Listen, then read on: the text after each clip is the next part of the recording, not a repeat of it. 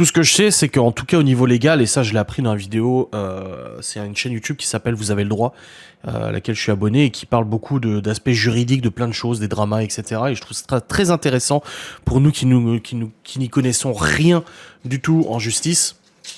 Moi, je trouve intéressant, et il a parlé justement de l'aspect légal.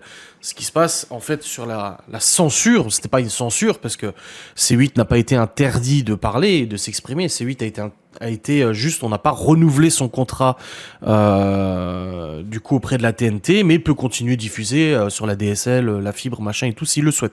Mais vis-à-vis de la TNT, en effet, il n'y a pas eu de renouvellement de contrat. Ça a été justifié par de nombreux débordements, de nombreuses plaintes, nombreuses amendes, etc. C'est la chaîne qui a reçu le plus d'amendes depuis le début des diffusions et tout ça. La deuxième, c'est CNews, le même groupe du coup, qui avait reçu 300 000 euros d'amende, je crois, et C8, 7 millions, je sais plus quoi. Donc en gros, il est justifié que le non-renouvellement du bail de cette fréquence pour la TNT, donc en gros de ne pas autoriser C8 à continuer son bail, c'est un bail comme un bail locatif. Quand vous louez une maison, au bout de 3 ans, vous pouvez renouveler le bail, etc. Bah là, c'est le même principe, sauf que ça n'a pas été renouvelé.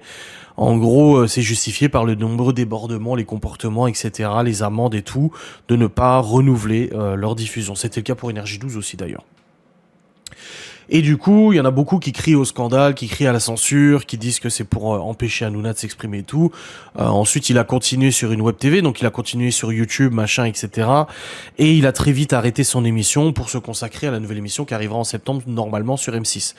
Moi, je pense que, on l'a vu dès la première ou deuxième diffusion, YouTube avait émis un avertissement à Cyril Hanouna et à son équipe vis-à-vis